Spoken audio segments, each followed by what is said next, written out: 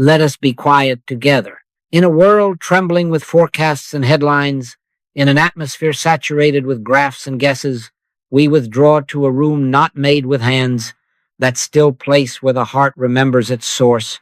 The purpose of our work in this hour is simple and entire: the development of spiritual consciousness. Not the accumulation of facts about God, not even the memorizing of sacred sentences, but the awakening of that interior faculty by which we see that which is invisible, hear that which is inaudible, and touch that which cannot be grasped by fingers.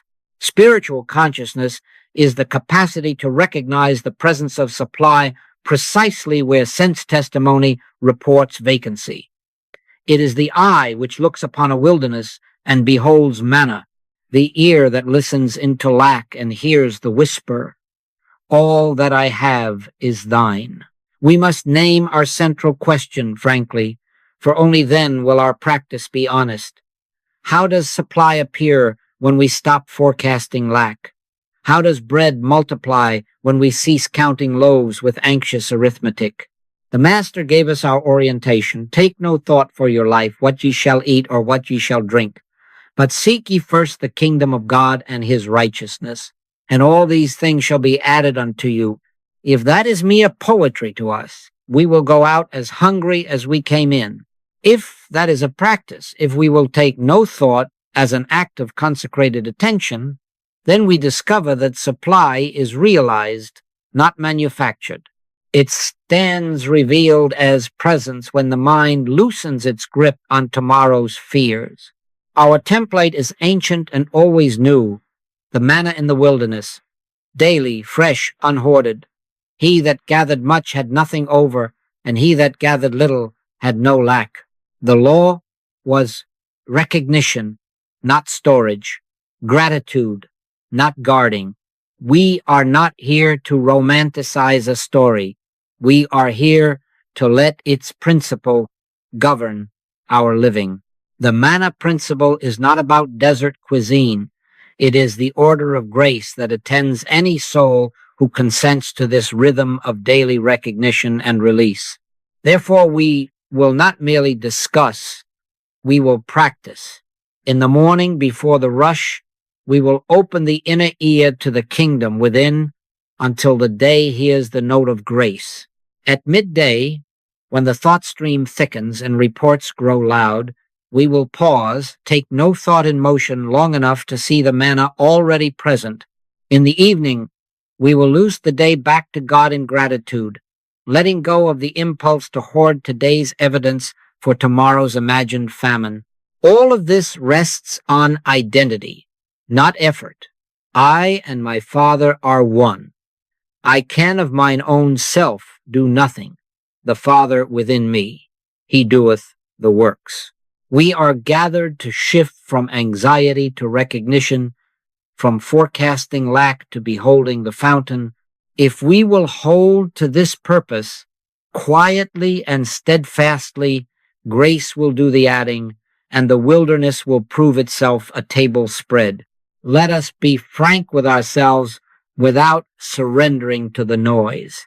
We live in a season when machines draft our letters and sometimes our livelihoods, when algorithms unsettle industries, when layoffs run like a rumor through whole departments, when the cost of bread seems to rise faster than our breath can catch it, when markets sway as if on a ship's deck.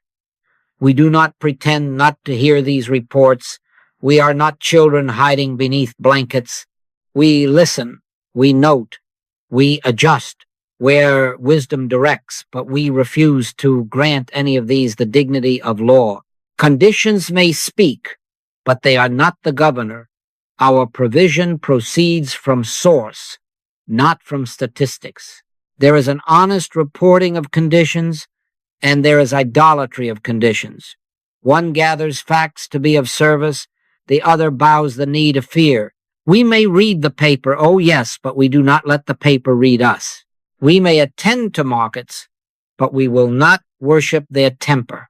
We may consider projections, But we will not prostrate ourselves before them, for the Master has already fixed our reference point. Your heavenly Father knoweth that ye have need of these things. If the infinite already knows, what necessity is there for panic? If love has already seen tomorrow's bread, what benefit in hoarding today's crumbs? Hear another word. Fear not, little flock, for it is your Father's good pleasure to give you the kingdom. Headlines cannot assign your future. They are not covenant. They are ink.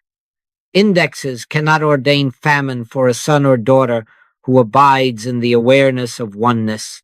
The resume in your drawer does not measure your portion. The calendar on your wall does not appoint your sunset. God said, let us make man in our image, after our likeness, and let them have dominion. Dominion is not swagger. It is the quiet certainty that the wave does not beg the ocean for water. I and my Father are one, and in that oneness all that the Father hath is mine, not by merit, not by maneuver, but by nature.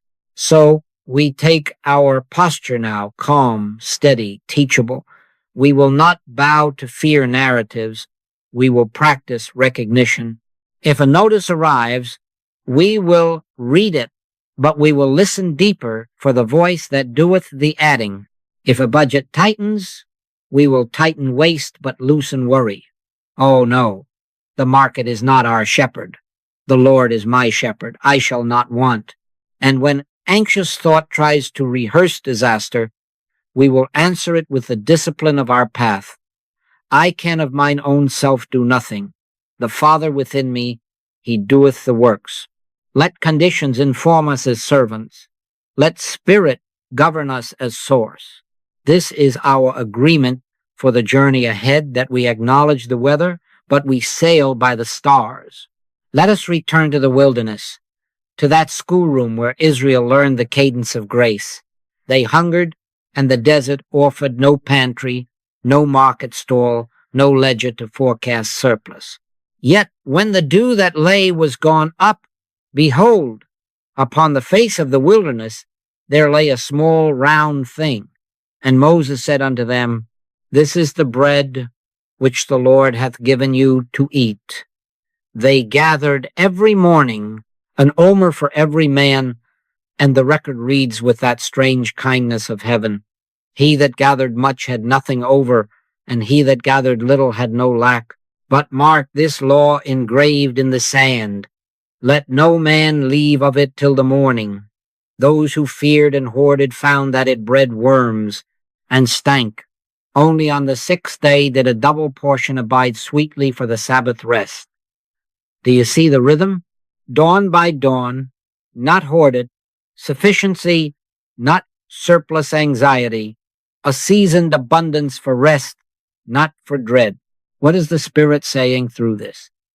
That hoarding is fear's clumsy attempt to replace trust. That storage divorced from recognition attempts to enthrone tomorrow's phantom over today's presence. The manna did not appear by worry. It appeared by recognition, by obedient attention to the now of God. Grace met them each morning as if to whisper, give us this day our daily bread, not give us this decade our defensive stockpile. Jesus teaches the same cadence. Take therefore no thought for the morrow shall take thought for the things of itself. The principle is not laziness. Oh no, it is loyalty to the living source that is ever present, ever sufficient, never late. Bring it forward to our rooms and routines. We have pantries, yes, we keep portfolios, our phones unfurl, push alerts in red and urgency. Stewardship is holy, anxious stockpiling is not. How to discern the line? Stewardship listens to the Father within quiet, measured, timely. Hoarding kneels to imagine futures, restless, suspicious, compulsive. The same shelf can hold bread gathered in peace or bread gathered in panic, but only one will taste of manna. The wave does not warehouse water. It lives by oneness with the ocean. So too we, I and my Father, are one. Supply is realized, not manufactured. It reveals itself where oneness is recognized and fear is refused its shrine. Therefore let the prayer of cadence be upon our lips and in our bones.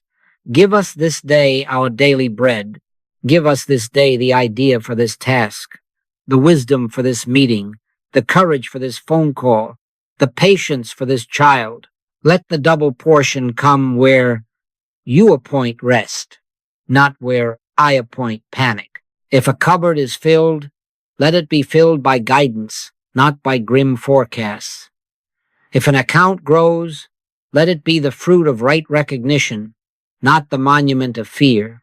Beloved, manna still falls quietly, sufficiently, freshly. It comes not by worry's arithmetic, but by the recognition that the source is present now. Gather the grace for today. Release tomorrow to the God who inhabits it. Honor the rhythm and watch lax specters dissolve like dew before the sun. How did the Master feed multitudes when there were only a few loaves and fishes? How did he restore sight where eyes had failed, hearing where ears were closed, life where the report declared it ended? How did he, standing before a tomb, speak, "Lazarus, come forth," and witness motion where stone and wrappings testified to stillness? By what machinery? What device? What outer storehouse? Oh no, by spiritual consciousness, the ability to see that which is invisible, to know that which cannot be known by sense, to behold supply where figures point to famine.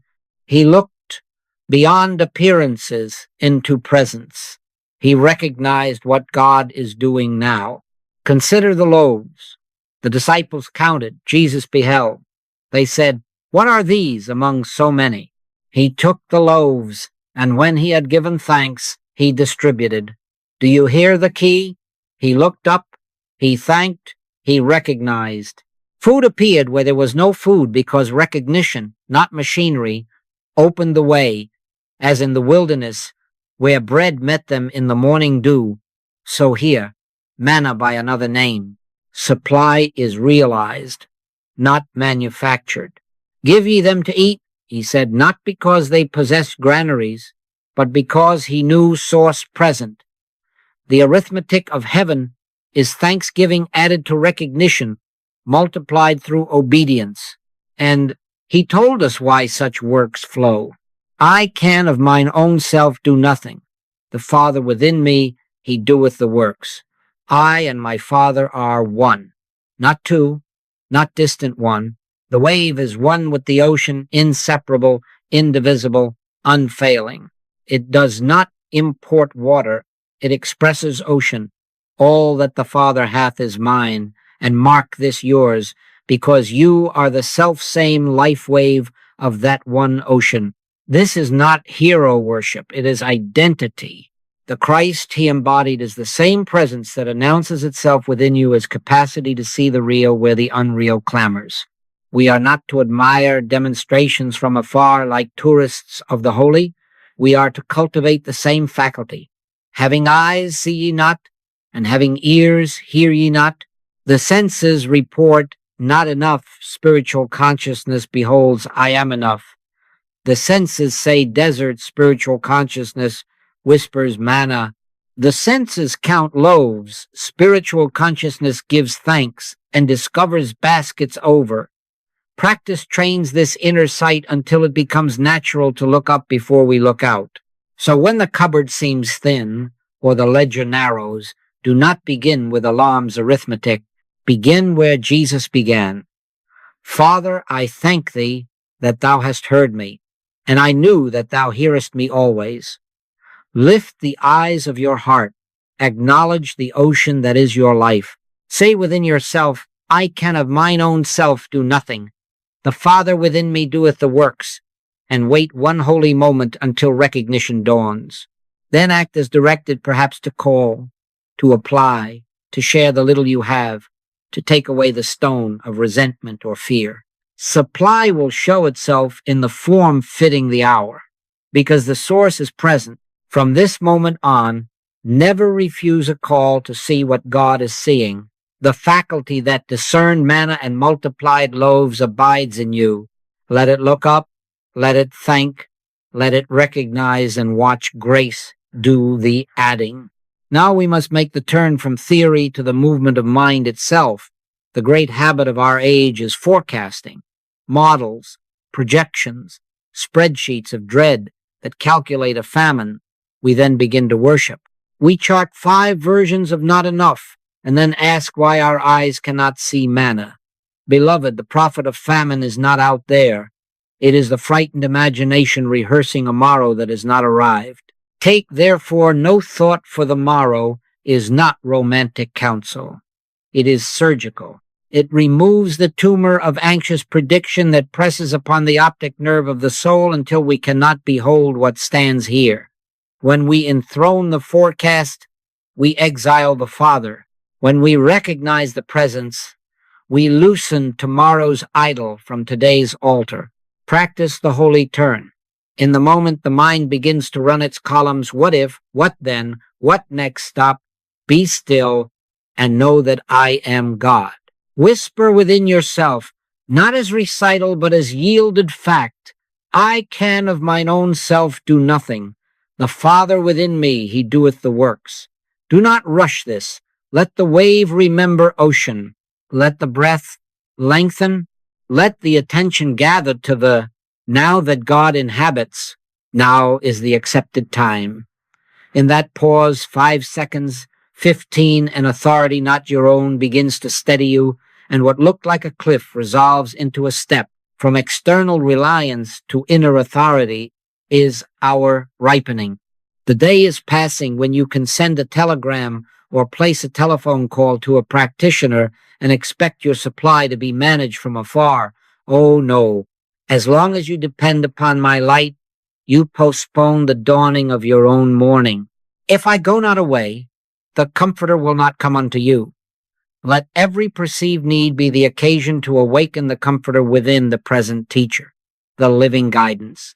Sit, acknowledge the presence, and let instruction arise, sometimes a word to speak, sometimes a task to do, sometimes only rest. Now, courage. From this moment, never refuse a call. When fear calls, answer it with recognition. Here I am, Father. Speak, for thy servant heareth. When a bill calls, do not hide the envelope. Open it as a sanctuary. Bless the hands that served you, and ask, what would you have me do now? When a request calls, do not shrink. In the name of prudence, seek the inner yes or no and obey. Every call is a doorway for the works of the Father to appear. Replace prediction with presence. Train the eye to look up before it looks out. Attention gathered to now is the gate through which grace operates, ideas, timing, companions, opportunities appearing as naturally as dew. In quietness and in confidence shall be your strength. This is not passivity. It is participation in the divine rhythm. Cease forecasting lack. Recognize the presence where the adding is done, and you will find, to your relief and thanksgiving, that manna is already underfoot. In the morning, before hand or eye reaches for a device, let us reach within. On waking, do not touch the news. Do not open the inbox. Do not count the budget. Oh no. First we consecrate the day. Sit or lie quietly if the body asks, and set the mind on source. Seek ye first the kingdom of God and his righteousness. Let there be 2 or 3 breaths without an agenda. Be still and know that I am God. Whisper not as recital, but as surrender. I can of mine own self do nothing. The Father within me, he doeth the works. Then answer that humility with identity. I and my Father are one, and because of this oneness, all that the Father hath is mine. Here the wave remembers ocean. Here the day is tuned before any note is played. Keep within reach a line or two that has become your ladder. We have used often the basic work in the infinite way, pages 97 to 103. Read a paragraph, not to store it, but to let it read you. Linger where it catches your breath, Then pray the prayer that fits Manna's rhythm. Give us this day our daily bread. Not this week, not this decade, this day. Ask not for piles, but for portion. The idea for this meeting, the patience for this conversation, the courage for this call, the honesty for this ledger. Wait 15 seconds beyond your impatience. Let thought quiet until a nudge rises, sometimes an assurance with no words, sometimes a name to write, sometimes an impulse to silence. The instruction is often small. The grace it opens is large. Begin Thanksgiving immediately. With the first sip of water or coffee, thank you. With the first step to the door, thank you. With the first email, pause at the subject line and breathe a quiet, thank you that the Father within me doeth the works. Gratitude unmakes haste. It breaks the spell of urgency that tries to make you manufacture the day. In all thy ways acknowledge him, and he shall direct thy paths. You will notice that time dilates. The same hour holds more because it has ceased to carry your anxieties and has begun to carry grace. Make this a discipline, not a mood. Mark 6 months from this morning and covenant with yourself. Before the world speaks to me, I will listen to God. Keep a small journal at hand and record Manna sightings, not as trophies, but as testimony for your own doubting mind. Write down the idea that came in the shower and solved a puzzle, the unexpected help, the opening that appeared where a door had been shut, the forgiveness that loosened a knot, and then the phone rang. The appointment shifted that freed the needed space. Over weeks, you will discern a pattern. Provision appearing by recognition, not by strain. The adding that follows seeking. This is how the instrument is tuned. We do not beg for a song. We present a ready violin. Take therefore no thought for the morrow at the threshold. Look up and let the presence announce itself. Then go about your tasks, ordinary or great, with the quiet boldness of one played by grace. This is the day which the Lord hath made. We will rejoice and be glad in it. Seek first, thank early, note the manna, and you will find that all these things are added as you move, unhurried, guided, sustained through the hours. Midday is where the day tests what we claimed at dawn. The inbox has multiplied, a meeting ran hot, a headline flashed red, a bill pings your phone, a metric slips under target, your name appears on a calendar square with 3 arrows pointing at it. This is precisely the hour for take no thought in motion. Do not wait to arrive at a chapel. Make a chapel of the corridor, the driver's seat, the elevator pause, the quiet between sentences on a call. Stop 30 seconds is enough and let the breath lengthen. On the inhale, be still and know that I am God. On the exhale, take no thought. Whisper, not as charm, but as truth, returning to itself. I can of mine own self do nothing. The Father within me, he doeth the works. Feel the shoulders drop, the jaw soften, the heart unclench. In that little stillness, the optic of the soul clears, and what was a blur of demands begins to resolve into guidance.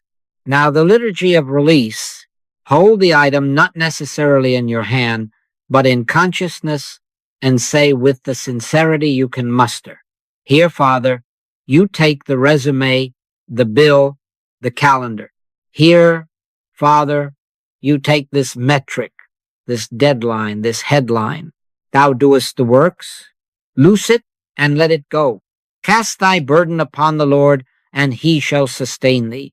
This is not neglect. Oh, no. This is right order.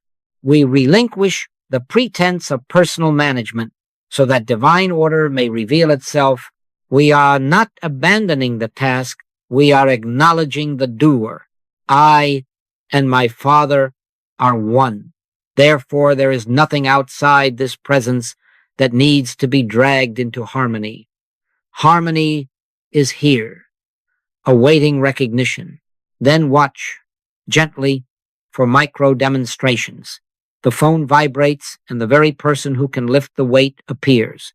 An idea that was not in the room a minute ago arrives whole. A meeting shifts by 15 minutes, and the knot untangles. A sentence forms that turns tension into cooperation. Record it today if you can, this evening at the latest. Forget not all his benefits. Build a memory of trust as you would strengthen a muscle. Repetition, attention, thanksgiving. These are manna sightings, not trophies. They teach your own mind that supply is realized, not manufactured. That when you stop forecasting lack, provision appears by grace. Use the pivot of service as a gate for grace. From this moment, never refuse a call. In the hallway, someone's eyes ask for time. Give it. A customer's tone phrase. Answer with patience. A junior colleague hesitates at your door. Invite them in. Give, and it shall be given unto you. Good measure pressed down and shaken together and running over. He that watereth shall be watered also himself. The wave does not hoard, it expresses ocean. As you open to serve, you open the very channel through which manna flows not only to another, but through another back to you, because there is only one life expressing. Then re-enter the activity, not as a pusher of outcomes, but as a bearer of presence. Let there be a quiet inner, yes, here I am, Father. Speak, for thy servant heareth. In quietness and in confidence shall be your strength. Do the next right thing with steadied hands. Thy word is a lamp unto my feet and a light unto my path. Note, a lamp to the feet, not a floodlight to the horizon. Step by step, the path will clear. Repeat this reset as often as the mind begins to forecast. 30 seconds will often redeem 30 minutes. Interrupt the anxious loop midstream, and you will find that manna was already underfoot, waiting only for your seeing. As the light lowers and the traffic of the day thins, let us take our seat in the quiet and review not as accountants balancing a ledger, but as witnesses recounting the acts of God. Bless the Lord, O my soul, and forget not all his benefits. Let the mind walk back through the hours and name the manna sightings without private ownership, the word that came at the right moment, the help that arrived unbidden, the patience that appeared in you when you had none, the call you did not refuse that turned out to be your own provision. For each, say simply and truly, thank you. Not unto us, O Lord, not unto us, but unto thy name give glory. We will not engrave our initials on grace. I can of mine own self do nothing. The Father within me, he doeth the works. Each remembrance becomes praise, and praise washes anxiety's residue from the soul. Now the surrender. Hold the day like a bundle and place it in the hands of the one who carried it. Here, Father, you take the meetings and their outcomes. You take the income and the expenses. You take the fine report and the unfinished task. You take the glow of success and the sting of mistake. Here, Father, you take the health in this body and the symptoms that flickered, the affection received and the misunderstanding endured. Loose it and let it go. Cast thy burden upon the Lord, and he shall sustain thee. We refuse to hoard results. We will not store up manna for an imagined morrow, for he that gathered much had nothing over, and he that gathered little had no lack. Let no man leave of it till the morning. What belongs to today, we return to today's giver. Tomorrow's manna will be tomorrow's appearing. With such faithfulness, night by night, there dawns a change, that point I call transition, when the truth begins to utter itself. Prayer ceases to be labor and becomes listening. Thanksgiving rises of its own accord. Answers arrive before questions harden. Underneath are the everlasting arms. In returning and rest shall ye be saved. In quietness and in confidence shall be your strength. You will sense yourself carried in the very activity you once strained to direct, and the mind that rehearsed lack will find itself at ease, as if a greater mind had taken the reins because it has. If you share a home, make this grace normal at the hearth, 2 minutes at table or bedside, where 2 or 3 are gathered together in my name, there am I in the midst of them. Ask each one, even the smallest, for a single gratitude, a single manna citing, out of the mouth of babes thou hast perfected praise. Keep it gentle, unforced, and let laughter and silence both count as prayer. You will be training a household to see. Then let us sleep in confidence. Take no thought for the morrow. Give us this day our daily bread, and having received it, be content. Thy word is a lamp unto my feet, and a light unto my path. A lamp to the feet is enough for the night. I will both lay me down in peace and sleep. For thou, Lord, only makest me dwell in safety. The wave yields back to the ocean and is not diminished. So do we, loosed from hoarding, seated in grace-led ease, rest knowing that the same presence that wrought today will meet us at dawn. Let us face an honest objection now. Are we to abandon budgets, forsake schedules, and live as spiritual vagabonds? Oh, no. The wilderness gave us the pattern, a daily portion, and at the appointed time, a double portion for rest. On the 6th day they gathered twice as much, and it kept sweet because it was obedience, not anxiety. That is wise planning. Stewardship honors the rhythm of God. Hoarding enthrones the phantom of tomorrow. One gathers in peace because the Sabbath calls, the other piles in dread because fear imagines itself the savior.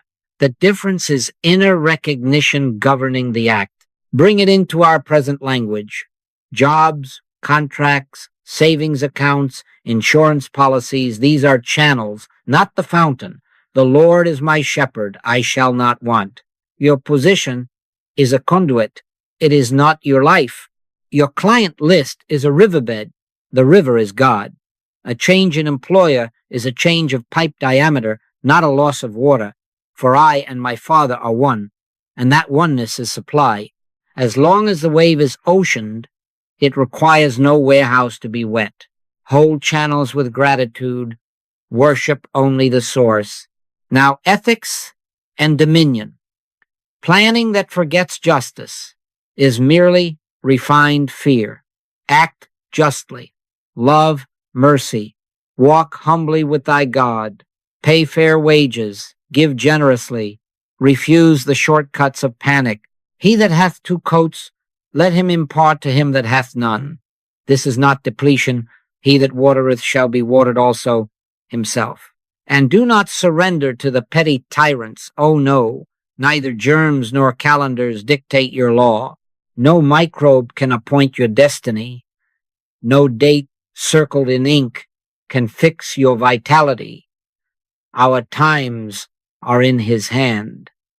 The calendar may order meetings. It does not ordain your sunset. Here is the humility safeguard that keeps planning clean.